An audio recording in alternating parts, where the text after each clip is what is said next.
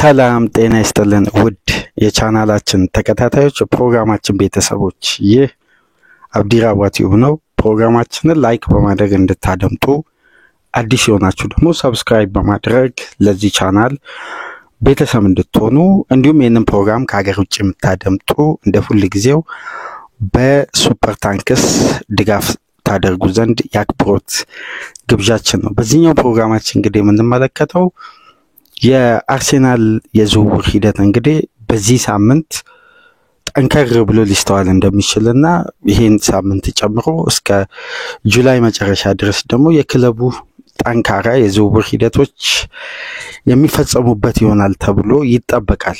ነገር ግን አሁን ላይ ባሉ ወቅታዊ መረጃዎች ዙሪያ ቆይታ እናደርጋለን። የክለቡ ያለፉት 10 የውድድር ዓመት ሪከርድ በዝውውር በኩል ከግዢ በዘለለ ሽያጭ ላይ ያለው የአርሴናል የፋይናንስ ስርዓት እንዴት ሊረጋጋ ቻለ?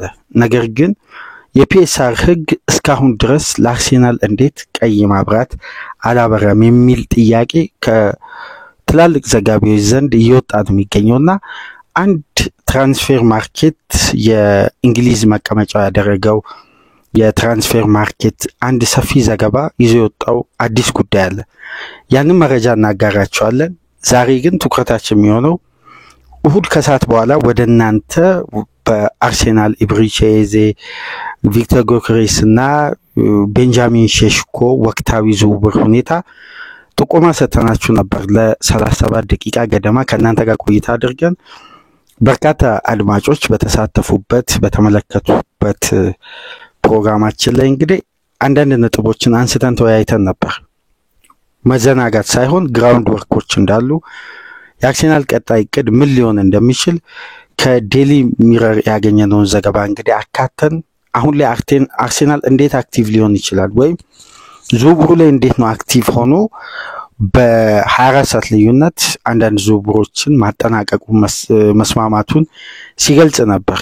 ይሄ ሳምንት ግን ለአርሴናል ከየትኛውም ያለፉት ጊዜያት ጠንካራ ድርድሮች የሚጀምርበት ነው ብለን ጥቆማ ሰጥተናችሁ ነበር። በተለይ በኤቤሪቼዜ ዝውውር ዙሪያ ተጫዋቹ በግል ጉዳይ ከክለቡ ጋር ለመልቀቅ ፍቃደኛ መሆኑ፣ ከተለያየ ክለብ ጋር እንዲደራደር ክለቡን ለተጫዋቹ ፍቃድ መስጠቱ በርካታ ጉዳዮችን አንስተን ተወያይተን ነበር። ግን ኤቤሪቼዜን ከየትኛውም ቡድን በላይ አርሴናል የማስፈረም እድል አለው ከፈላጊው ክለብ ቶትናም በበለጠ ስንል የነበረበት ዋነኛ ምክንያት ተጫዋቹ በአንድ ወቅት በሰጠው ጋዜጣዊ መግለጫ የረጅም ጊዜ ህልሜ በአርሴናል ቤት መጫወት ነው።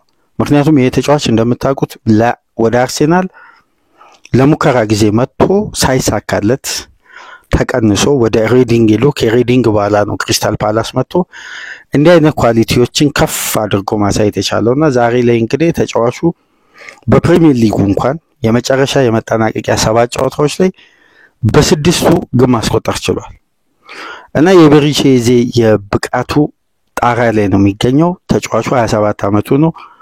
ትልቁ የዚህ ዝውውር መቋጫ ወይም ከላይ እንዲቀመጥ ካስቻሉ ምክንያቶች መካከል የተለያዩ ፋክተሮች ይነሳሉ።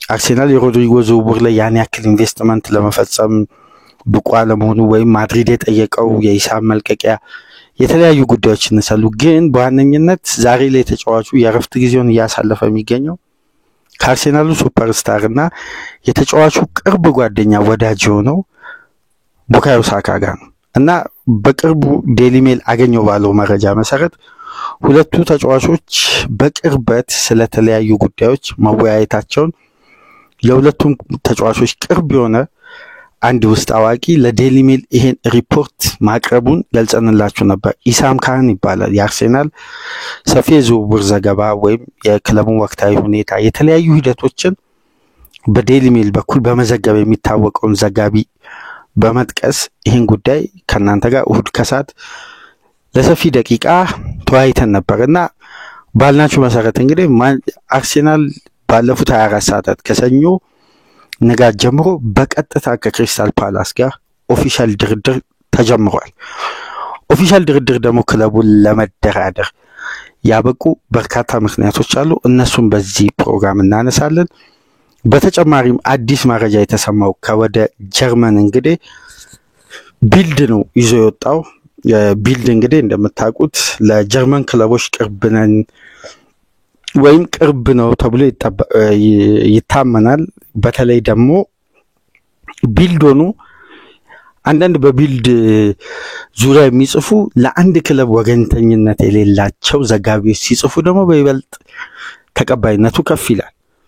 ለምሳሌ በቢልድ ከሚጽፉ ዘጋቢዎች መካከል ክርስቲያን ፍሊክ አንዱ ነው እና ክርስቲያን ፍሊክ ማለት ይቅርታ ለባየር ሙኒክ እያደላ መጻፍን በብዛት የተለመደ ጽሁፎችን እንመለከታለን እና ክርስቲያን ፍሊክ ልክ የማድሪድ ጋዜጦች ማርካና አስ ማድሪድ ተኮር ወይም ማድሪድ ሲተነፍስ አብሮ እንደሚተነፍሱት ወይም ለማድሪድ ቀጣይ ፕላን በመረጃ መልክ አድርገው ማድሪድም አይኑን እንዲገልጥ አንድን ተጫዋች ከሪያል ማድሪድ ጋር ያገናኙ በመጻፍ አሁን ለመጨረሻ ጊዜ የፍሎሪያን ቪዚ ሕክምና ምርመራ ከመጀመሩ በፊት ማድሪድ ሃይጃክ አድርጎ ነበር የሚል ዘገባ ይዘው ወጡ። ማድሪድ ግን ከ3 ወር በፊት ነው ከዝውውሩ የወጣው። ማርቲን ዙቢመንዲ ማድሪድ ይህን ዝውውር ጠልፏል እመኑኝ ብሎ ሲጽፍ ነበር እና ይሄ ወገንተኝነት ያለውን ዘገባ ነው የሚጽፉት እና ልክ እንደዛው በቢልድ ሪፖርተሮች ውስጥ የክርስቲያን ፍሊክ ዘገባ ወደ ባየር ሙኒክ ያደላ ነው እና ያለፉትን ጊዜያት እንደምታስታውሱት ሉዊስ ዲያዝን ከባየር ሙኒክ ጋር በተመሳሳይ በፕሮግራማችን እንደገለጽላችሁ ጋብሪኤል ማርቲኔሊ በሌሎችም ተጫዋቾች ኒኮ ዊሊያምስን ጭምር የባርሳን ዝውውር በሬጂስትሬሽን ምክንያት ፌል አድርጎ አሁን ባየር ሙኒክ ሃይጃክ አድርጓል ብለው እስከ መጻፍ ደረጃ ደርሷልና ለአንድ ክለብ አዘን ብለው በመጻፍ ይታወቃሉ። ነገር ግን የቢልድ ዘገባ ከነ ፓትሪክ በርገር እና ስቴፋን ሆፈን ከሚባሉ ሪፖርተሮች ሲወጣ ወይም እና ሐሰን ሲጽፉ ታማኝነቱ ከፍ ይላል ወይም ሚዛን የሚደፋ ዘገባ ሆኖ ይገኛል። አሁን ከዚህ ቀደም አንዳንድ ያልተጠበቁ ዝውውሮችን ቀደም ብለው ይፋ በማድረግም ይታወቃሉ። ለምሳሌ ስቴፋን ሆፈን የሚባለው ዘጋቢ አንድ ትልቅ መረጃ ከዚህ ቀደም በዝውውር ላይ ከጻፋቸው የማረሳቸው ዘገባዎች መካከል የኦሊሴን ዝውውር ነው። ኦሊሴ እንዲያው በጊዜው የምታስታውሱ ከሆነ ወይ ቼልሲ ወይ አርሴናል በተለይ ማንቸስተር ሲቲ የመግባት እድሉ ሰፊ ነው ሲባል ይሄ ሪፖርተር በቀጥታ በመውጣት ባየር ሙኒክ በግል ጉዳይ የኦሊሴን ዝውውር አጠናቋል፣ ክለብ ከክለብ ጋር የሚያደርገውን ድርድር እንግዲህ በተሻለ ስቴጅ እየመራ ነው የሚገኘው የሚለውን የመጀመሪያ ዘገባ ይዞ የወጣው ይሄ ዘጋቢ ነው።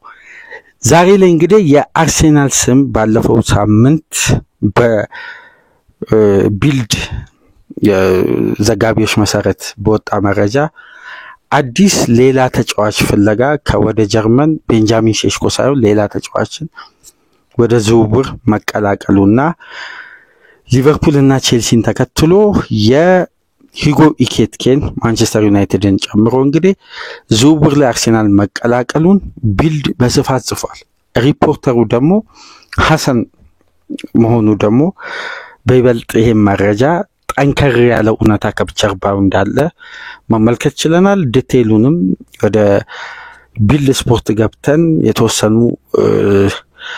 እይታዎችን አይተናል። በዘገባው ሊወጣው ለምን አርሴናል እንደዚህ በገበያው ላይ ዛሬ ደግሞ ከሌላ አጥቂ ጋር ስሙ ሊያያዝ እንደቻለ ከወደ ጀርመን ቀደም ብሎ የሰማቸው አንዳንድ በቤንጃሚን ሼሽኮ ዝውውር ዙሪያ ያሉ እውነታዎችን አደመጥን። ከዛም በኋላ እንግዲህ የስካይ ጀርመን ታማኙ ዘጋቢ ወይም ከዚህ ቀደም በአርሴናልና በጀርመን ክለቦች መካከል ለሚኖረው ዝውውር ቀጥተኛ ዘገባ በመስጠት የሚታወቅ በመላው ዓለም ከጀርመን እግር ኳስ ጋር በተያያዘ ትላልቅ ዝውውሮችን በታመነ መልኩ ይፋ በማድረግ የሚታወቀው ፍሎሪያን ፕለተንበርግ ደግሞ ይሄን ጉዳይ ኮንፈርም አድርጓል። ልክ የቤንጃሚን ሼሽኮና የአርሴናል ድርድር እስከሚቋረጥ ድረስ የነበረውን እያንዳንዱን ስቴጅ በስካይ ስፖርት ላይቭ በመግባት በስካይ ጀርመኒ ፔጁ ላይ በመጻፍ ታማኝነትን ያፈራው ፍሎሪያን ፕላተንበርግ ደግሞ ይሄን ጉዳይ በደንብ አብራርቷል። ያንንም ዘገባ ይዘናል። ትናንትና በይፋ እንግዲህ አርሴናልና ቶማስ ፓርቴ ተለያይተዋል። ኦፊሻሊ ቶማስ ፓርቴ ከጁላይ 1 ከዛሬዋ ቀን አንስቶ የአርሴናል ንብረት አይደለም። ተጫዋቹ በቀጣይ 10 ቀናት አንድ ትልቅ ክለብ እንደሚቀላቀል ተረጋግጧል። በቀጣይ 10 ቀናት እንግዲህ የፓርቴ ማረፊያ ይገለጻል። በቀጣይ ቀናት ውስጥ አርሴናል ኬፓን እንዲሁም ኖርጋርድን ማርቲን ዙቢመንዲን ያስተዋውቃል። በተጨማሪም ደግሞ ክሪስቲያን ማስኬራ በቀጣይ 48 ሰዓታት ውስጥ ቫሌንሻና አርሴናል ከስምምነት ላይ ይደርሳሉ ተብሎ ይጠበቃል። ምክንያቱም የመጀመሪያ 14 ሚሊዮን ዩሮ ውድቅ ተደርጎ ክለቡ እንግዲህ እስከ 20 ሚሊዮን ዩሮ ይፈልጋል። ድርድሮች እንግዲህ ፋይናል ስቴጅ ላይ መድረሳቸውን ምሽት ላይ ፋብሪዚዮ አረጋግጧል። በዚህ ፕሮግራም እንግዲህ ትልቁ መረጃ ሰኞ ዕለት ከሰማነው ወይም የጠቆምናችሁ ሲጠበቅ የነበረው ጉዳይ አርሴናል በይፋ ከክሪስታል ፓላስ ጋር ድርድር ይጀምራል የሚለው ይሄ እንግዲህ 100% ተረጋግጦ ሁለቱ ክለቦች በጠረጴዛ ዙሪያ መምከር ጀምረዋል በኤቤሪቼ ኤዜ ዝውውር። ይህን ዘገባ እንግዲህ ይዘው ከወጡ ተነባቢ ጋዜጦች ውስጥ መካከል አንደኛው ቴሌግራፍ ነው። በሴም ዳን አማካኝነት ይሄ የታወቀ የአርሴናል ሪፖርተር፣ በተጨማሪም አትሌቲክስ እንዲሁም የዝውውር ኤክስፐርቱ ፋብሪዚዮ ይሄን ጉዳይ በቀጥታ ዘግቦታል እና ሁለቱ ወገኖች በይፋ ድርድር ጀምረዋል። ይሄን የኤፍኤ ካፕ አሸናፊ ተጫዋች ክሪስታል ፓላስ ለመሸጥ አሁን ላይ ለመጨረሻ ጊዜ በቴሌግራፍ ላይ ተመለከትነው ዘገባ ከሆነ 60 ሚሊዮን ፓውንድ ሪሊስ ክሎዙን አክቲቭ አድርጓል። በ8 ሚሊዮን ፓውንድ ተጨማሪ ክፍያ በአጠቃላይ ወደ 68 ሚሊዮን ፓውንድ ማለት ነው። ነገር ግን የሁለቱ ክለቦች ስምምነት የሚያበቃው የመጀመሪያ ክፍያ እንግዲህ 60 ሚሊዮን ፓውንድ ነው። አርሴናል ይሄን ተጫዋች ይሄን ገንዘብ አውጥቶ ያስፈርማል ወይ? በቀጣይ ቀናት ምናየው ነው። አንድሬስ ቤርታ ግን በቦታው ላይ በርካታ ተጫዋቾች መልምለው ትላልቅ ዝውውሮችን ለማድረግ በገበያ ላይ የሚገኙ ተጫዋቾችን አስሰው እና አንቶኒ ጎርደንን እና ሮድሪጎን፣ ኒኮ ዊሊያምስን በርካታ ተጫዋቾችን ተመልክተው በመጨረሻም ኤቤሪቼ ኤዜ ላይ አነጣጥረው እንግዲህ ክለብ ከክለብ ጋር ይፋዊ ድርድር ጀምረዋል። ባለፈው ሳምንት እንደጠቆምናችሁ እንግዲህ የዚህ ተጫዋች ሚና በአርሴናል ቤት ከተያዙ እቅዶች ውስጥ በፖዚሽኑ ላይ ከተያዙ ተጫዋቾች ውስጥ በአማራጭነት የተለየ አንድ እንደ ምክንያት የሚነሳ አለ። ሚካኤል አርቴታ የሚፈልገው ካቀዳቸው ተጫዋቾች ውስጥ የማያገኘው ነገር ግን ከዚህ ተጫዋች በቀላሉ ወይም ወዲያው አርቴታ ይህን ተጫዋች ቢያዘዋውር ወይም ወደ ክለቡ ቢመጣ አዳፕት ለማድረግ ከተጫዋቹ ኳሊቲና ጨዋታ በመነሳት ወዲያው ምላሽ ሊሰጥ የሚችልበት አንድ የተለየ የተጫዋቹ ስኪል አለ፣ ተፈጥሯዊ ስኪል ማለት ነው እና ይህንን ትኩረት ያደረገ ዝውውር ነው በማለት ቴሌግራፍ ይገልጻል። በዋነኝነት የሚነሳው እንግዲህ የቦታው አማራጮችን ብትመለከቱ ሮድሪጎ ተፈጥሯዊ የግራ ክንፍ ተጫዋች ነው። የአርሴናል ታክቲክ ጋር ተስማሚ ነው ወይ የሚለው ጉዳይ አብዛኛውን የእግር ኳስ ቤተሰብ የሚያጨቃጭቅ ነው። ምክንያቱም የሮድሪጎ ኳሊቲ በአርሴናል ስታንዳርድ በጣም ተመጣጣኝ፣ ለቡድኑ ትልቅ እድገት ትልቅ ጥራት የሚያሳድግ ተጫዋች ነው። ነገር ግን ሮድሪጎ በሚካኤል አርቴታ ፍሌክሲብልና ሞመንተም ታክቲክ ውስጥ ወዲያው አዳፕት ይሆናል ወይም ወዲያው ምላሽ ይሰጣል። አንደኛ ከተክለ ሰውነቱ፣ ሁለተኛ ደግሞ ሊጉ ከሚፈልገው ፍጥነትና ጉልበት ጋር፣ ሶስተኛ ደግሞ አርቴታ ከሚፈልገው ከኳስ ውጪ ያለ የወርክ ሬት ጉዳይ። አሁን ትልቁ አጠያቂ ጉዳይ ይሄ ነው። ለምንድነው ሚካኤል አርቴታ በተለየ ማርቲኔሊ ላይ እምነት ያለው? አብዛኛው የእግር ኳስ ቤተሰብ ምናልባት ይሄ ጥያቄ ተጫዋቹ ከሚያሳዩ ከኳስ ጋር ካለው እንቅስቃሴ ጋር በተገናኘ ያለውን ኳሊቲ ከአመት አመት የተለየ እድገት አለማሳየቱ ወይ በአጨራረሱ ወይም የቡድኑን የኦፌንሲቭ ትራንዚሽን በላቀ ደረጃ አለማድረጉን እንጂ አርቴታ የተጫዋች ላይ የሚያምንበትን ትላልቅ ምክንያቶችን አይዘረዘርም በብዛት። በዋነኝነት አርቴታ ይሄን ተጫዋች ከሚያምንበት ትልቁ ጉዳይ መካከል የግራውን የሜዳ ክፍል በከፍተኛ ሁኔታ አንደኛ ከቨር ማድረጉ፣ ሁለተኛ ደግሞ ከኳስ ውጪ ቡድኑ ባለው ወርክ ሬት ወይም ሜዳን በማካለል ኪሎሜትሮችን በማካለል በቡድኑ ውስጥ ከሚገኙ ተጫዋቾች ውስጥ ያልተናነሰ ዲስታንስ በውድድር ዓመቱ ከቨር ያደርጋል። አንዳንድ ዘገባዎች ላይ ስመለከት ከቡካዮ ሳካ ጭምር የተሻለ ዲስታንስ ከቨር አለው በኮሊደሩ ላይ በሚያሳየው መመላለስ። ሁለተኛ ነገር ደግሞ ለፉልባክ ወይም ለካላፊዮሪም ለዚልቼንኮም ከዚህ ቀደም አሁን ደግሞ ለማይልስ ሉዊስ ስኬሊ ከፍተኛ ድጋፍና ከቨር በመስጠት ኦፍ ዘ ቦል ነው። ይሄን ጉዳይ በተደጋጋሚ ተወያይተንበታል። ከኳስ ውጪ ባለ የወርክ ሬት ጉዳይ ሚካኤል አርቴታ 100% ያምንበታል እንዲህ አይነት ሂደቶች እና ይሄ ተጫዋች በዚህ ኮሊደር ላይ ተመላልሶ የማገዝና የዲፌንሲቭ ስኪሉን በደም ይፈልጋል አርቴታ። ነገር ግን በራደር ውስጥ ከተያዙ ተጫዋቾች ውስጥ አብዛኛውን ከተመለከታችሁ የዚህ አይነት የዲፌንሲቭ ካራክተር የላችሁ። ቦታውን ከቨር የማድረግ በተለይ የwhoscore.comን ገብታችሁ በዋናው ዌብሳይት ብትመለከቱ አንቶኒ ጎርደንን፣ ሮድሪጎን፣ ኒኮ ዊሊያምስን አርሴናል በፖዚሽኑ ላይ ከያዛቸው ተጫዋቾች ውስጥ ቦል ሪከቨሪያቸውን ብትመለከቱ ከ10 ይሄ whoscore.com የሰጠው ሬት ከፍተኛ ለአንቶኒ ጎርደን ነው፣ ግን 5 ነው። ሮድሪጎ 2 ነው፣ ኒኮ ዊሊያምስ 3 ነው። ቦል ሪከቨሪ ላይ በጣም ደካማ። ይሄ ማለት ፖዚሽን ሎስን ያስከትላል፣ ፖዚሽኖችን ይሸነፋል። ያ ፖዚሽን ለመልሶ ማጥቃት እንቅስቃሴ ለተጋጣሚ ያንን የሜዳ ክፍል በከፍተኛ ሁኔታ ተጋላጭ ያደርጋል። አሁን የማርቲኔሊ ትልቁ አገልግሎት ለሚካኤል አርቴታ እነዚህን ክፍተቶች በደንብ መብላት ይችላል።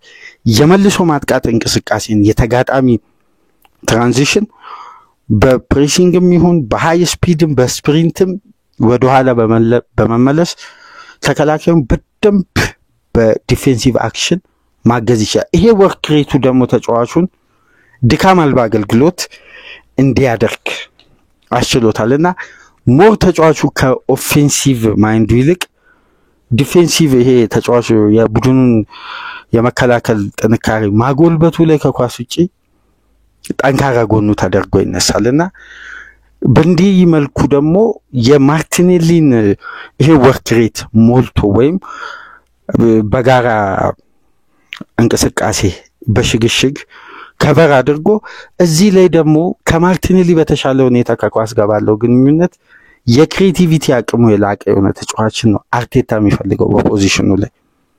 ይሄ ደግሞ ፊዚካል ባትልን ይፈልጋል፣ ከኳስ ጋር ያላቸውን ቀጥተኛ ግንኙነት ይፈልጋል። እንደነዚህ አይነት ቴክኒኮችን ደግሞ ከተመለከትን ሶስቱም ተጫዋቾች በዚህ አይታሙ ማለት በማጥቃቱ ይሄ ከኳስ ጋር ባላቸው ግንኙነት ሶስቱም ተጫዋቾች የትኛውንም የተጋጣሚን ተከላካይ አንገላተው ማለፍ ይችላሉ፣ ተጫዋች መቀነስ ይችላሉ፣ ክሬት ማድረግ ይችላሉ።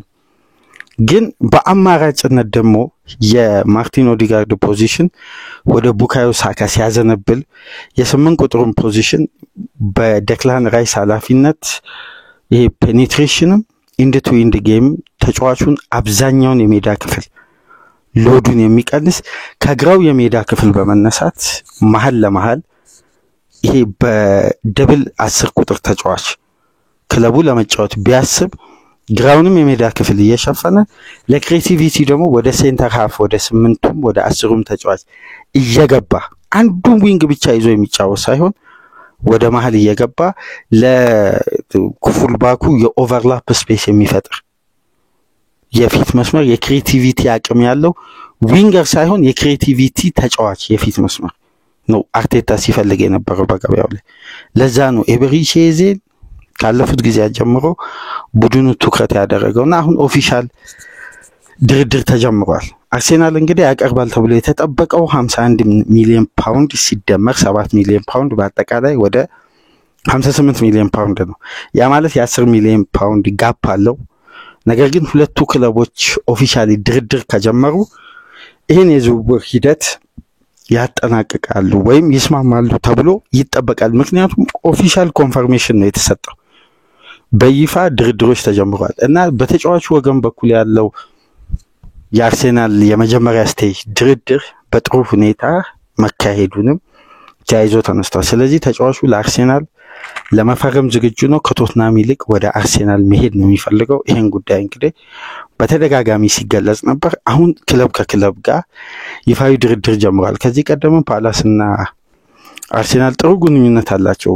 በእነ ኤዲን ኒኬቲያንም ጭምር ለፓላስ በመሸጥ አርሴናል የተሻለ ግንኙነት መፍጠር ችሏልና አሁን ጠንካራ ጉዳዮች በዚህ ሳምንት ከምንሰማቸው ጉዳዮች መካከል አንዱ ይሄ ነው ብለን ጠቁመናችሁ ነበር።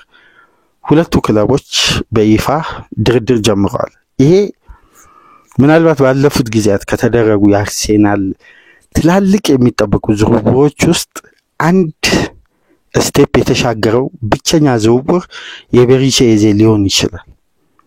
ከሼሽኮም ከጌሪኬስም ከሚባለው በቃ አርሴናል ስሙ ተያይዞ ባለፉት ጊዜያት ስማቸው ሲነሳ ከነበረው ተጫዋቾች ጋር በአጠቃላይ ካደረገው ኦፊሻል የተወሰነ ድርድር ይሄ የተሻለውን ስቴፕ ይዛል።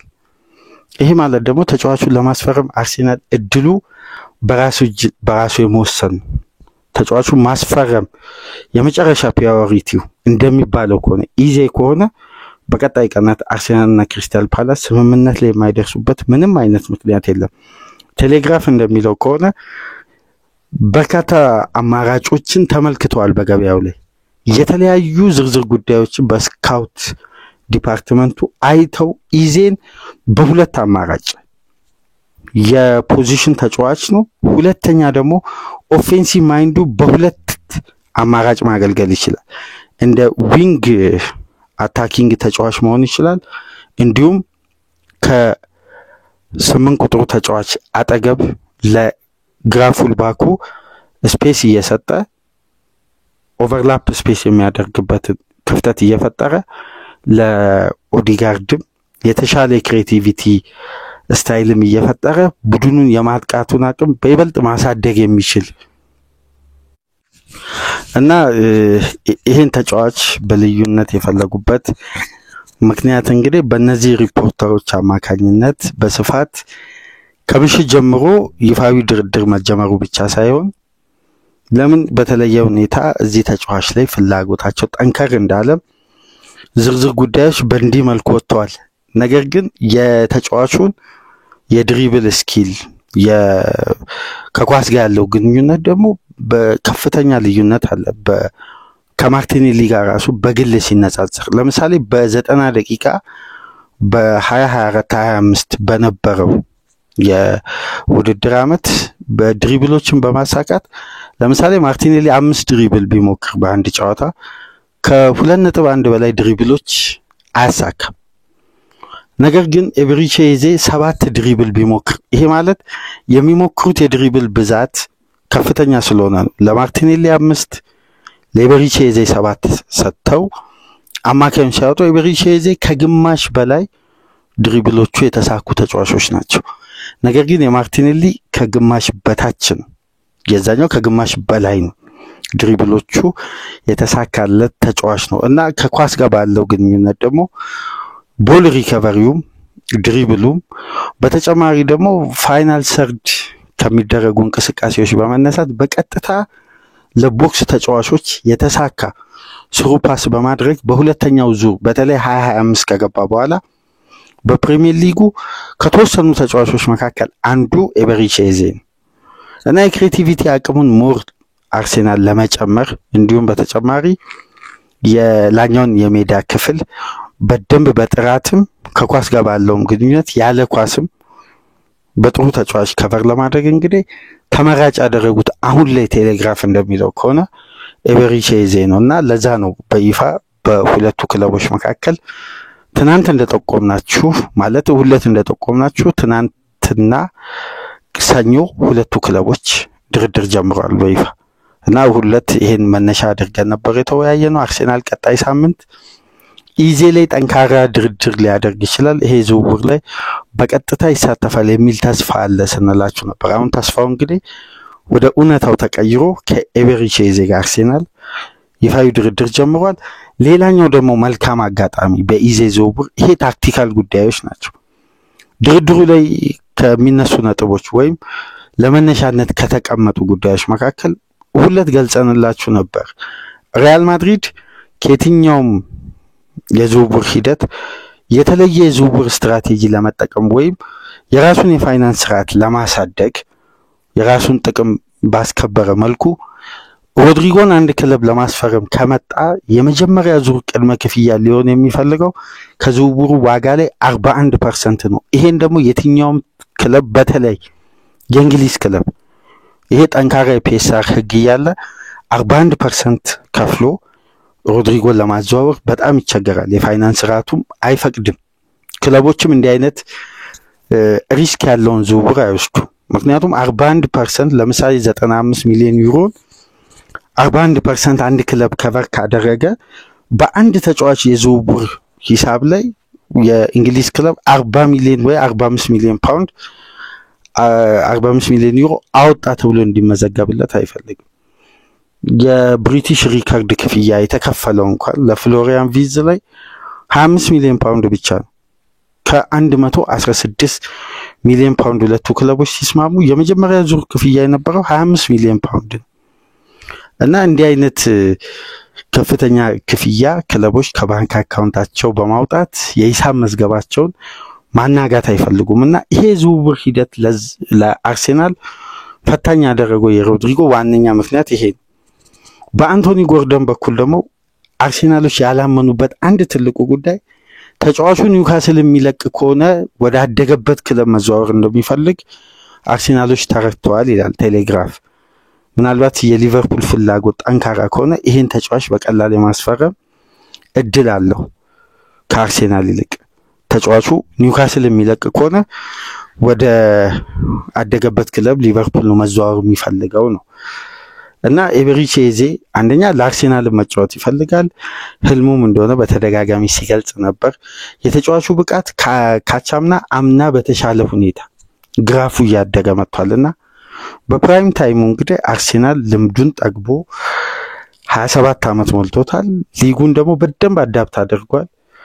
ለአርሴናል በጥሩ ሁኔታ የክሬቲቪቲውን አቅም ኦዲጋርድ ላይም ያለውን ጫና በከፍተኛ ሁኔታ መቀነስ የሚችል ኳሊቲ እንዳለው ይታመናል። እንግዲህ ሁለቱ ክለቦች ድርድር ጀምሯል። ያለፈው ሳምንት እንደገለጽንላችሁ 60 ሚሊዮን ፓውንድ እስከ 68 ሚሊዮን ፓውንድ ያለውን ፓኬጅ ነው ክሪስታል ፓላስ የሚፈልገው። አርሴናል ከስምምነት ላይ ከደረሰ የመጀመሪያ ዙር ክፍያ የሚሆነው ለአርሴናል 11.5 ሚሊዮን ፓውንድ ነው በሮድሪጎ ክፍያና በኤቤሪቼዜ ክፍያ።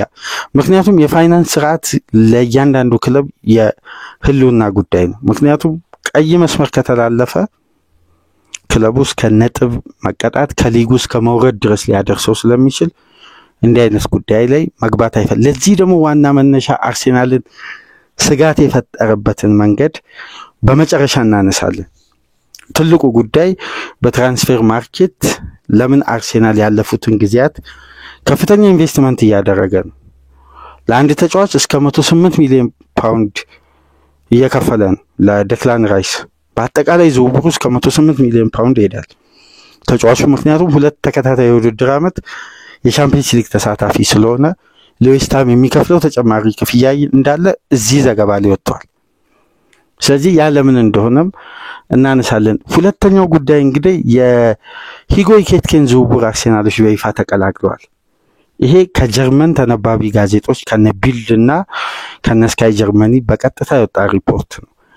እንደ ምክንያት የሚገለጸው እንግዲህ ይሄ ተጫዋች ከቤንጃሚን ሼሽኮ አንደኛ ተክለሰውነቱ ተቀራራቢ መሆኑ፣ ቁመታቸውም በተመሳሳይ እድሜያቸው፣ ነገር ግን ኳሊቲ ልዩነት ደግሞ ምናልባት አርሴናል ለሚፈልገው ሲስተም ፊት ያደርጋል ብሎ አርቴታ ያመነው ቤንጃሚን ሼሽኮ ላይ ነው። ግን የተሻለ መቃቀም ሂጎ ኢኬቲኬ ላይ እንደታየ ይሄ ሪፖርተር ማለት እነዚህ የጀርመን ሪፖርተሮች በአጠቃላይ እዚህ ጉዳይ ላይ ሰፋ ያለ ዝርዝር ጉዳይ ሰጥተዋልና ወደ ስካይ ጀርመኒ ወደ ፍሎሪያን ፕላተንበርግ ኤክስ ቻናልም እንዲሁም ወደ ቢልድ ስፖርት ገብታችሁ ሁለቱን ተጫዋቾች በግራፍ አነጻጽረው የትኛው ፊት ያደርጋል፣ በተለይ ደግሞ ዋጋ ምናልባት የኢኬቲኬ ኢንትራ ፍራንክፈርት የሚጠይቀው ከቤንጃሚን ሼሽኮ በጣም ከፍ ያለ ክፍያ ነው። የሼሽኮ እንኳን ወደ 80 እስከ 85 ሚሊዮን ዩሮ ነው።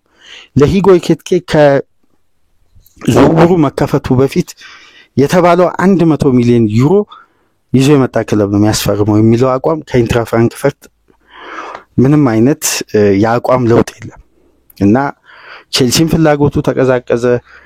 ሊቨርፑል ነው እስካሁን እዚህ ተጫዋች ዙሪያ ላይ ስሙ ተያይዞ የሚነሳው። አሁን ደግሞ አርሴናል ይሄን ዝውውር በይፋ ተቀላቅሏል። ግን በአቅምና ችሎታቸውን በማሳደግ በጀርመን እግር ኳስ ያን ግራፍ ስመለከት ቤንጃሚን ሼሽኮ ትላልቅ ለውጦች አሉት። አጨራረሱን በቡድን ውስጥ ያለው ቀጥተኛ ተሳትፎ ስለ ስፔስ ስለ ብዙ ትንተናዎች ይነሳል። የሂጎ ኢኬቲኬ ግን ከክለብ አንስቶ እስከ ብሔራዊ ቡድን ድረስ የሚታይ ትላልቅ ለውጦች አሉ። ለምሳሌ ይሄ ተጫዋች ከቤንጃሚን ሼሽኮ ከሚሻልበት አንዳንድ ነጥቦች መካከል ከኤሪያ ውጪ ግቦችን ያስቆጥራል። በቦክስ ውስጥ ደግሞ አርሴናል እንደሚፈልገው የግብ ጠባቂ ቦክስ በግብ ጠባቂ የሚገኝበትን ትንሿን ቦክስ ውስጥ በተደጋጋሚ በመገኘት ግብ ያስቆጥራል። ሃቨርት ካስቆጠራቸው በተጠናቀቀ የውድድር ዓመት ግቦች ውስጥ አብዛኛው የተቆጠረው ከዚች ፖዚሽን ላይ ነው እና አርቴታ አንድ ተጫዋች እዛ ቦክስ ውስጥ እንዲገኝ ይፈልጋል። ይሄ ደግሞ ኢኬቲኬ ኳሊቲ ውስጥ እንዳለ በጀርመን ተነባቢ ጋዜጦች በስፋት እየተዘገበ ነው። ያው አንድ ተጫዋች ስሙ ሲያያዝ የዛን ተጫዋች እምቃቅም ለዛ ክለብም ሪፖርት ይመስላል። ዘገባዎች እንግዲህ ሰፊ ትንተና ነው የሚያደርጉት። ያንን ከፍታችሁ መመልከት ትችላላችሁና አርሴናል በይፋ የሂጎ ኢኬቲኬን ዝውውር ደግሞ አሁን ተቀላቅሏል። ግን ምሽት ላይ አንድ ዘገባ በአትሌቲክስ በኩል ተመልክተን ነበር። ከክለብ ወርልድ ካፕ ስንብት በኋላ ኢንተር ሚላን ትናንት ምሽት እንግዲህ በብራዚሉ ክለብ ተሸንፎ ከውድድሩ ውጭ ሆኗል። 2-0 በፍሉሚኔንሴ ተሸንፎ ውጭ ሆኗል እና ከውድድሩ አንድ ጉዳይ እንግዲህ በጣም መነጋገሪያ ያርዕስት ሆኗል። የክለቡ አምበል ላውታሮ ማርቲኔዝ ሐኪም ቻላንጉሉን ለማቆየት ከዚህ ቀደም ከክለብ ወርልድ ካፕ ጨዋታ በፊት ከሻምፒየንስ ሊጉ በኋላ ኢንዛጊ ከለቀቀ በኋላ ተጫዋቹ ከጋላታሳራይ ጠንካራ ፍላጎት እየቀረበለት ነው። በኢንተር ሚላን ያለው ለውጥ ሽግግር ምንም እንዳልጣመው ሚዲያ ላይ ወጥቶ ተናግሯል። መልቀቅ እንደሚፈልግም እንዳወራ ነው እንግዲህ ሚዲያዎች የሚገልጹት እና ላውታሮ ማርቲኔዝ እኔም የሐኪም ቻላንጉሉን መንገድ ልከተል ይችላል የሚል ኢንተርቪው ሰጥቷል እና በሴሪያ ደረጃ ብቻ መፎካከር አልፈልግም፣ በላቀ ደረጃ መፎካከር እንፈልጋለን። ምናልባት ክለቡ አቋሙን ጠንካራ ካላደረገና ይሄን ቡድን የማይደግፍ ከሆነ እኛም የሐኪም ቻላንጉሉ መንገድ ልንከተል እንችላለን የሚል መረጃ ወጥቷልና ከዚህ ቀደም ስንሰባ የነበረው ላውታሮ ማርቲኔዝ አንዱ ኦፕሽን ነበር አርሴናል። ምናልባት ወደ ላውታሮ ማርቲኔዝ ሊመለስ ይችላል። የቡድኑ የክለቡ ፖሊሲ ደግሞ እንደምታውቁት ጠንካራ ነው። ከ27 ዓመት በላይ ለሆኑ ተጫዋቾች የቪክተር ጊሪኬስ ዝውውር ላይ የሚያጨቃጭቀው ይሄ ነው። በአንድ የዝውውር መስኮት ለጊሪኬስም ለቤሪሼዜም ተቀራራቢ ዋጋ ያውም ከ27 ዓመት እና ከዛ በላይ ለሆኑ ተጫዋቾች ይከፍላል ተብሎ አይጠበቅም። ላውታሮ ማርቲኔዝም እድሜውም ከነሱ ተጫዋቾች ከፍ ያለ ነው እና አሁን ተጫዋቹ ሊለቅ የሚችልበት እድል እንዳለ ከክለብ ወርልድ ካፕ የኢንተር ሚላን ስንብት በኋላ ተገልጿል። ይሄ እንደ ምክንያት ምናልባት የምታስታውሱ ከሆነ አንድሬስ ቤርታ እንደመጡ የአርሴናል የመጀመሪያ ፕራዮሪቲ ታርጌት የተባለው ላውታሮ ማርቲኔዝ ነበር። ምናልባት ካሁን በኋላ ደግሞ ይሄን የዝውውር ሂደት ልናደምጥ እንችላለን። የዚህን ተጫዋች ስም ከአርሴናል ጋር በትላልቅ ሚዲያዎች ሊነሳ ይችላል እና ይሄን አያይዞ ለማንሳት ያክል ነው። ትልቁ ጉዳይ እንግዲህ ቅድም ስንገልጽላችሁ የነበረው የአርሴናል የፋይናንስ ስርዓትና አንዳንድ ጉዳዮችን ትራንስፌር ማርኬት ይዞ የወጣው ዘገባ ምናልባት ክለቡን በቀጣይነት ትልቅ አደጋ ውስጥ ይከታል የሚል ስጋት ያለው ጽሑፍ ነው ይዞ የወጣው። ይሄን ደግሞ በአብዛኛው የእንግሊዝ ትላልቅ ሚዲያዎች ጭምር ሪትዊት እየተደረገ ነው የሚገኘው። አርሴናል ባለፉት 10 የውድድር ዓመት የክለቡ ትልቁ ሽያጭ ወይም ትልቅ ገንዘብ ያወጣ ተጫዋች ኦክስሌድ ቼምበርሊን ነው። ወደ ሊቨርፑል በ38 ሚሊዮን ዩሮ በ32 ሚሊዮን ፓውንድ የተሸጠው በጊዜው ማለት ትልቁ የአርሴናል የዝውውር ሽያጭ ባለፉት 10 የውድድር ዓመት እና በእነዚህ 10 ዓመት ውስጥ አርሴናል ትላልቅ ተጫዋቾችን ከስብስቡ አጥቷል። ትላልቅ ተጫዋቾች ግን ያጣበት መንገድ በነፃ ወይም ያወጣውን ገንዘብ ሳይተካ ለምሳሌ ላካዜትን፣ ኦባሚያንግን እና ሜሲት ኦዚልን ለነዚህ ተጫዋቾች ለሶስቱ ብቻ በድምሩ ከ130 ሚሊዮን ዩሮ በላይ አውጥቷል። ግን ክለቡ ምንም አይነት ትርፋማነት ሳያስመዘግብ ነው ኮንትራታቸውን አቋርጦ በነፃ ይለቀቀው እና ባለፉት 10 ዓመት ክለቦች በተናጠል ከሸጡት የሪከርድ ክፍያ በእያንዳንዱ ክለብ ስንመለከት ለምሳሌ ሊቨርፑል ፊሊፔ ኩቲኒዮ በ142 ሚሊዮን ፓውንድ ሸጧል በአንደኝነት የተቀመጠው። በሁለተኛነት ቼልሲ ሃዛርድን በ112 ሚሊዮን ዩሮ በ100 ሚሊዮን ፓውንድ ሸጧል። ቪላ ጃክ ግሪሊሽን በተመሳሳይ በ100 ሚሊዮን ፓውንድ፣ ዌስትሃም ለአርሴናል ደክላን ራይስን በ100 ሚሊዮን ፓውንድ ሸጧል። እና እዚህ ዘገባ ላይ የተመለከትኩት የራይስ ክፍያ የሚያበቃው በቀጣይ የውድድር ዓመት ነው። ያ ማለት 2026 ይሄ የሚመጣው የውድድር ዓመት ሳይሆን በቀጣይ የውድድር ዓመት እና ለሁለት ተከታታይ ዓመት ተጫዋቹ የሻምፒዮንስ ሊግ ተሳታፊ ስለሆነ የሚጨመር የቦነስ ክፍያ አለ። ቀጣይ የውድድር ዓመት ደግሞ አርሴናል 8 ሚሊዮን ፓውንድ የሚጨምር ከሆነ ምክንያቱም ለሶስተኛው የውድድር ዓመት ክለቡ ለሻምፒዮንስ ሊግ መሳተፉ አይቀርም። ስለዚህ ይሄ ቡድን በፋይናንስ በኩል ይሄ ተጨማሪ የቦነስ ክፍያዎች ቀጥታ የፒኤስአር መዝገቡ ላይ ጫና ይፈጥራል ይላል እና በቀጣይ 2 የውድድር ዓመት አርሴናል ከታክስ ውጪ ከፍተኛ ኪሳራ እንዳይመዘገብበት አንድ ትልቅ ሱፐርስታሩን እንደ ኒውካስል እዚህ ጭንቅ ውስጥ የገባበት ማንቸስተር ዩናይትድ፣ ቼልሲ አምና አረጋጋ እንጂ ከፍተኛ ጭንቅ ውስጥ የገባው የዚህ የሂሳብ ድምር ውጤት ከአንደኛው የሂሳብ ዘመን ወደ ቀጣዩ የሂሳብ ዘመን የሚዘዋወረው የኪሳራ ገንዘብ መብዛት ሂሳብ መዝገባቸው ላይ ጫና ይፈጥርና ክለቦች ትላልቅ ተጫዋቾችን አስገዳጅ በሆነ መንገድ እንዲሸጡ ወይም እንዲሸኙ ይደረጋል እና ብራይተን እንኳን ሞሲ ካሴዶን በ115 ሚሊዮን ፓውንድ ይሸጧል። ቶተንሃም የጋሪዝ ቤል 89 ሚሊዮን ፓውንድ የወጣበት 86 ሚሊዮን ፓውንድ፣ ሮናልዶን ማንቸስተር ዩናይትድ ወደ 80 ሚሊዮን ፓውንድ አካባቢ ይሸጧል። ኤቨርተን ለማንቸስተር ዩናይትድ እነ ሉካኩን፣ አምና ሲቲ ጁሊያን አልቫሬዝን ለአትሌቲኮ ማድሪድ፣ ወልቭስ ማቲያስ ኩኛን በ62 ሚሊዮን ፓውንድ ዘንድሮ ለማንቸስተር ዩናይትድ ይሸጧልና የነ በርንማውዝ ሶላንኬን ለቶትናም የሸጡበትን እነ ራፊኛን ሊድስ ለባርሳ የሸጠበትን በርካታ ዝውውሮችን ያነሳሉ። እነ ቤን ጆንሰንን ጭምር ኖቲንግሃም ፎረስት ለቶትናም የሸጠበት ከፍተኛ ክፍያ ነው። ክሪስታል ፓላስ አንድም የብሔራዊ ቡድን ጨዋታ ያላደረገውን ቢሳካን ለማንቸስተር ዩናይትድ በ50 ሚሊዮን ፓውንድ ነው የሸጠው። አንድ የብሔራዊ ቡድን ጨዋታ ጥሪ ያልተደረገለትን ተጫዋች እና እነዚህ ጉዳዮች ሁሉ ተደርድረው አርሴናል የተቀመጠው 18ኛ ደረጃ ነው።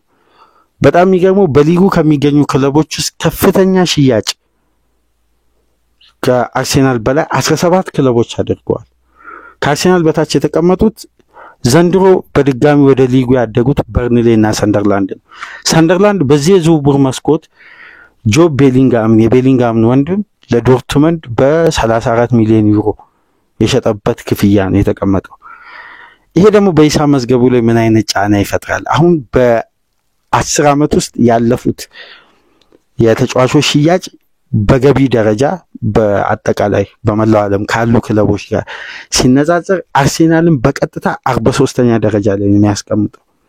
ይሄ ደግሞ የፋይናንሻል ፌር ፕሌይ ህግን እንዳይተላለፍ ያሰጋል። ምክንያቱም የተለያዩ የውድድር ዓመት ሪፖርት የማንቸስተር ዩናይትድ ትልቁ የሂሳብ መዝገብ ጫና የተጀመረው መች ነው? በአብዛኛው ሚዲያ ተሰሙ ይሆናል ከ2020 በኋላ ነው። ያ ደግሞ ከ2020 በኋላ የመጣው የሂሳብ መዝገብ ጫና የመጀመሪያ መነሻ የሆነው ክለቡ ባለፉት 10 የውድድር ዓመት ውስጥ በከፍተኛ ገንዘብ የሸጠው በ2015-16 አንጋል ዲማሪያን። ከዛም በኋላ ዩናይትድ ቤት ትልቅ የፋይናንስ የሚያረጋጋ ዝውውር አልተፈጸመም። ዩናይትድ ከዛም በኋላ እንግዲህ ያለፉትን 4 የውድድር ዓመት የተገላበጠ 382 ሚሊዮን ፓውንድ ኪሳራ አስመዘገበ። እዚህ ላይ ደግሞ የቲሙ ገቢ ከዩሮፒያን ተሳትፎ ውጪ ሲሆን የሚያገኘው ገቢ 24% ቀነሰ። ስለዚህ ገቢው ቀነሰ፣ እዚህ ጋር ደግሞ ሌላ ኪሳራ አስመዘገበ። ስለዚህ ይሄ ደግሞ በፋይናንስ አሰራር ዩናይትድ ላይ ከፍተኛ ጫና ፈጥሮ አሁን ክለቡ ከ142 ሚሊዮን ፓውንድ በላይ ማውጣት አይችልም። የግድ በደሞዝ ስኬላቸው ከፍ ያሉ ተጫዋቾችን ከክለቡ አስገዳጅ በሆነ መልኩ መሸኘት አለበት። ኒውካስል ባለፉት 3 የውድድር ዓመት አምናን ሳይጨምር ኢሳቅን፣ ቶናሊን፣ ጎርደንን እና ሃርሚ ባርንስን የተለያዩ ተጫዋቾችን ሲያዘዋውር በሽያጭ ደረጃ ከፍተኛ ሽያጭ ያደረገው አንደርሰን ኤሊየትን ነው ከአንዲ ካሮል በኋላ። አንዲ ካሮል ለሊቨርፑል በብሪቲሽ ሪከርድ ከሸጠ በኋላ አንደርሰን ኤሊየትን አምና በጭንቅ ሰዓት ነበር ለኖቲንግሃም ፎረስት የሸጡት እና አሁን በመላው ዓለም ተጫዋቾችን በመሸጥ ከፍተኛ ገቢ ያገኘው ክለብ አንደኛ ለቼልሲ ነው። 1.4 ቢሊዮን ዩሮ ወደ አካውንቱ ገቢ አስገብቷል በተጫዋቾች ሽያጭ ብቻ ባለፉት 10 ዓመት ውስጥ ማለት። ይሄ ደግሞ ከአርሴናል በ3 እጥፍ ይበልጣል። አርሴናል ከተጫዋቾች ሽያጭ ባለፉት 10 የውድድር ዓመት ውስጥ በመላው ዓለም ከተጫዋቾች ያስመዘገበው ገቢ 468 ሚሊዮን ዩሮ ብቻ ነው። ይሄ ማለት ወደ 420 ሚሊዮን ፓውንድ አካባቢ። ይሄ ደግሞ ለክለቡ የፋይናንስ ስርዓት ከፍተኛ ጫና ከጊዜ ወደ ጊዜ እየጨመረ መጥቷል ይላል ትራንስፌር ማርኬት። እና በአንዳንድ ዝውውሮች ላይ አርሴናል የሚያሳየው መቀዛቀዝ እና አርሴን ቬንገር የአርሴናልን የፋይናንስ ስርዓት በሚገባ የተረጋጋ የፋይናንስ ስርዓት አሸጋግረው፣ ነገር ግን የመጨረሻ ያሰልጣኙ የስራ ዘመን አካባቢ ደግሞ ከፍተኛ ኢንቨስትመንት ነበር። እነ ላካዜትን፣ ኦባሚያንግን፣ ሜሱት ኦዚልን ትላልቅ ዝውውሮችን አርሴናል ይፈጽም ነበር እና በአርሴናል ቤት አሁን ያለፉትን ጊዜያት የሂሳብ መዝገባቸውን ተደራራቢ ጫና እንዳይፈጠር ያደረገው የቻምፒየንስ ሊግ ተሳትፎ ነው። በቻምፒየንስ ሊግ ተሳትፎ ክለቡ የሚያገኘው ትርፍ የሂሳብ መዝገባቸውን ሲያረጋጋ፣ በዘንድሮ ደግሞ 100 ሚሊዮን ፓውንድ ገቢ ሲያገኙ በግማሽ ፍጻሜ ድረስ መጓዛቸው በይበልጥ የቡድኑ የፋይናንስ ስርዓት አረጋግቶታል። ግን ከኒኮላስ ፔፔ ጀምሮ የቡድኑ የኪሳራ የሂሳብ መዝገብ እየሰፋ መጥቷልና አሁን ላይ አርሴናል በደንብ የፋይናንስ ስርዓቱን ማረጋጋት አለበት። ያልተጠበቀ የፒኤስአር ህግ አርሴናልን ሊያስቆመው ይችላል ይላል ይሄ የትራንስፌር ማርኬት። ግን ይሄ ሊሆን የሚችለው ዘንድሮ የሚያወጣው ክፍያ ከግምት ውስጥ በማስገባት ለቀጣይ የሂሳብ መዝገብ ይሄ ማለት ለ2026 ማለት አርሴናልን በዝውውሩ በኩል ገደብ እንዲጣልበት ወይም ቀይ ማብራት ሊያበራ ይችላል አሁን ላይ ባለው መንገድ። ስለዚህ ክለቡ ለተከታታይ ከዚንቼንኮን ጄሱስን ካስፈረመበት የውድድር ዓመት አንስቶ ብትመለከቱ በአማካይ ከ150 ሚሊዮን ፓውንድ በላይ ያወጣል አምናም። እና አሁን ላይ እንግዲህ ዘንድሮ ገና ካሁኑ አርሴናል እስካሁን 1 ፓውንድ አውጥቷል ተብሎ ሂሳብ ላይ ባይመዘገብም፣ ለምን ተጫዋቾቹ ኦፊሻሊ ኮንፈርም ስላልሆኑ ያው የአርሴናል ንብረት መሆናቸው አይቀርም። ነገር ግን ከክለቡ አካውንት በቀጥታ ስላልተዘዋወረ ባዶ ሂሳብ መዝገብ ላይ ጫና የለውም በሚል ነው በቀጥታ ወደ ዌብሳይት ብትገቡ የሚያሳየው። ግን ይሄ በግራፍ በሚያስቀምጡት መሰረት ከሆነ ይሄ ያለፉትን 4-5 የውድድር ዓመት የቡድኑ ኢንቨስትመንትና ገቢ እየተመጣጠነ አይደለም እና ያለፉትን ጊዜያት የፋይናንስ ስርዓታቸው ወይም የሂሳብ መዝገባቸውን ጫና ያቀለለው የነ ኤድር ኒኬቲያ የነ ስሚዝሮ ዝውውር ነው እንጂ አርሴናል በትልቁ ወደ ባንክ አካውንቱ ትልቅ ገንዘብ ያስገባው ለመጨረሻ ጊዜ ለሊቨርፑል ቻምበርሊንን በ32 ሚሊዮን ፓውንድ የሸጠ ጊዜ። ከዛም በኋላ ክለቡ ትልቅ ገንዘብ ወደ አካውንቱ በተጫዋቾች ሽያጭ እያስገባ አይደለም። አዲስ ህግ ደግሞ ፕሪሚየር ሊግ ላይ ጸድቋል። ከተጠናቀቀው የውድድር ዓመት ጀምሮ በክለቡ ዙሪያ ወይም በሆም ግራውንድ የሚባሉ ተጫዋቾች የግድ ከ4 እስከ 6 መመዝገብ አለባቸው ይላል የፕሪሚየር ሊጉ ህግ። አሁን አርሴናል አምና ስሚዝ ሮውን ሸጧል። ዘንድሮ ሪስ ኒልሰንን ይሸጣል ተብሎ ይጠበቃል። እነ ኒልሰንን እንዲሁም እነ ኒኪታ ምናምን ለቀዋል። አሁን ክለብ ውስጥ በቋሚነት በኮንትራት በዋና ስብስብ ውስጥ ያሉት 3 ናቸው። ኗኔሪ፣ ሳካና ሉዊስ ኬሊ። አንድ ወይ 2 ተጫዋች አስገዳጅ በሆነ መልኩ የአካዳሚ ተጫዋች ወይም እዛው ያደገ ተጫዋች መመዝገብ አለበት። ያ የሚመዘገብ ከሆነ ደግሞ አርሴናል ከዝውውር ላይ የሚቀንሰው የገንዘብ ሂደት አለ። ይሄ ደግሞ አዲስ አሰራር ነው። ስለዚህ ቡድኑን ወደ ተለያዩ የፋይናንስ ጫና ውስጥ ቀጣይ ጊዜያት እንዳይገባ የሚያሰጉ አሰራሮች አሉና ይህንንም ጉዳይ ያማከለ ዝውውር ነው ቡድኑ የሚያደርገው የሚለው በስፋት እየተነሳ ነውና ከዚህ ቀደም 100 ሚሊዮን ፓውንድ ከሻምፒየንስ ሊግ ገቢ ማግኘቱ አርሴናልን ለላቀ ትርፋማነት አብቅቶ ወይም ክለቡ ትላልቅ ኢንቨስትመንቶችን ያደርጋል ተብሎ ሲጠበቅ ድንገት የወጣ ሪፖርት ነው እና ይሄ ደግሞ በጁላይ 1 ሲዘገብ በዋነኝነት የሚያነሱት የአብዛኛው ክለብ የሂሳብ መዝገብ እንግዲህ ከዛሬዋ ቀን ጀምሮ ለቀጣይ 28 ቀናት በደንብ ሪፖርቶች ይጠናሉ። የእፎይታ ጊዜ እንደሚባለው 28 ቀናት ጫና ያለበት የሂሳብ መዝገብ እንዲያቀል ተጫዋች እንዲሸጥ ከክለቡ ትላልቅ ክፍያዎችን የሚያቀሉ ክለቡን ወደ ትርፋማነት የሚመልሱ ጉዳዮች ይሰራሉ። ለምሳሌ አምና የምታስታውሱ ከሆነ በዚህ ወቅት ኮነር ጋላገርን ቼልሲ፣ በተጨማሪ ኦማሪ ሃቺንሰንን ለስፒሽ ታውን፣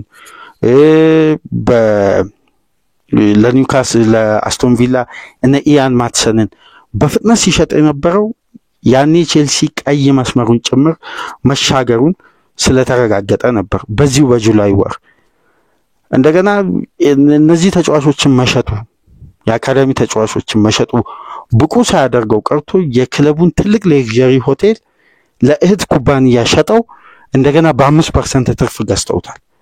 ለዚች ለአዲሱ የሂሳብ ዘመን ጋፕ ለመፍጠርና ዩኤፋ በስተመጨረሻም ይሄን አሰራር በመከልከል ቼልሲ ላይ ከፍተኛ ክስ መስርቶ ነበር። አሁን ላይ ምን ላይ እንደደረሰ ከዛን ጊዜ በኋላ ዘገባውን ተመልክቼ አላቅምና እንዲህ አይነት የፋይናንስ ስርዓትን ለማረጋጋት ጠንካራ ህግ በዩኤፋና በፊፋ እንዲሁም በየሊግ አወዳዳሪ ካምፓኒዎች እየወጣ ስለሆነ ክለቦች ሁሉ የራሳቸውን ጥንቃቄ ይወስዳሉና ይሄ ወር ለአብዛኛው ክለብ የስጋት ወር ነው። ነገር ግን ካለፈው የሂሳብ ዘመን አብዛኛው ክለብ በዚህኛው የሂሳብ ዘመን መረጋጋት ይፈጠርበታል ተብሎ ግምቶች እንዳለ የሚያሳዩት እሱ ነው። ግን ድንገት ለምን አርሴናልን ነጥሎ እንዲህ አይነት ትላልቅ የዝውውርን የክለቡን የፋይናንስ ስርዓትን ምን ላይ እንዳለ የተለያዩ ሂደቶችን የሚመለከቱ ካምፓኒዎች እንዲህ አይነት ዘገባ ይዘው ሲወጡ አንዳንዴ ይሄ ከዚህ አሰራር ጋር በተገናኘ ቀጥተኛ ግንኙነትም ስላላቸው የተወሰኑ ሪፖርቶችን ስለሚያገኙ ቀደም ብሎ የሚያወጡ ዘገባ ነው እና አርሴናል የሂሳብ መዝገቡ ላይ ካስገባው የዩኤፋ ሻምፒየንስ ሊግ ትርፍ ብቻ ሳይሆን ከተጫዋች ሽያጭ ክለቡ ላለፉት የሂሳብ ዘመን የተገላበጠው ወይም ይሄ ከክለቡ ከታክስ በኋላ የሚያስመዘግበው ኪሳራ ያለፉትን 3 የውድድር ዓመት የሚታይበት የሂሳብ ዘመን ነው። የዚህ ደግሞ ትልቁ ጫና በዚህ የሂሳብ መዝገብ ከተፈጠረ ቀጣይ የዝውውር መስኮት ነው ለአርሴናል አደጋሚው ነው። ስለዚህ ይሄን የዝውውር መስኮት በእርጋታና የፋይናንስ ስርዓታቸውን በማያናጋ መልኩ የተርም አከፋፈል ለዚህ ነው የሮድሪጎን ክፍያ አርሴናሎች ለመድፈር ፈቃደኛ ያልሆኑት ጫናው ከፍተኛ ስለሆነ። ምክንያቱም የዙቢመንዲን ክፍያ እንኳን አርሴናል 150 ሚሊዮን የተጠየቁት 51 ሚሊዮን እኮ የተጠየቁትን አይደለም ይከፍለው ወደ 7-8 ሚሊዮን ጨምረው ለምን የተርም ክፍያ እንዲስማሙ በሪያል ሶሲዳዶች ተጨማሪ 8 ሚሊዮን አሻሽለው። ስለዚህ ያ ቡድን ወደ 58 ሚሊዮን ዩሮ ሲያገኝ አርሴናል ያን የሚከፍለው በ5 ዓመት ኮንትራት በተርም ነው። ያ ደግሞ ለሂሳብ መዝገብ ጫና አይፈጥርም። ነገር ግን ሶሲዳድ ሙሉውን 51 ሚሊዮን ዩሮ ቢጠይቅ አርሴናልም ከዝውውሩ ሊወጣ ይችላል። ለምን? ለአንድ ተጫዋች በርካታ ዲፓርትመንት ማጠናከር ለሚፈልግ ክለብ ይሄን ያክል ክፍያ ያወጣል ተብሎ ስለማይጠበቅ እና አርሴናል ከወዲሁ እንግዲህ ራሱን በፋይናንስ በኩል እያረጋጋ በገበያው ላይ ራሱን ማጠናከር ተያይዞ ቀጥሏል። እንግዲህ የብሪቼዜ ዝውውር ኦፊሻል ድርድር ተጀምሯል። ሂጎ ኢኬቲያስ አዲሱ የአርሴናል የዝውውር ኢላማ ሆኗል ከጀርመን በሚወጡ ዘገባዎች ከሆነ። እንዲሁም የላውታሮ ማርቲኔዝን በተወሰነ መልኩ ተመለከትን። የአርሴናል የሂሳብ ዘመንና የተጫዋች ሽያጭን ደግሞ በተወሰነ መልኩ አነሳን። ከእናንተ ጋር ቆይታ ያደረኩት ሚናድ አብዲ ነበርኩ። ላይክ፣ ሼር፣ ሰብስክራይብ ማድረጋችሁ እንዳትረሱ። ከሀገር ውጭ የምታደምጡ ደግሞ በሱፐር ታንክስ ድጋፍ አድርጉ። በሌሎች ዘገባዎች ተመልሰን እንመጣለን። ሰላም ቆዩ።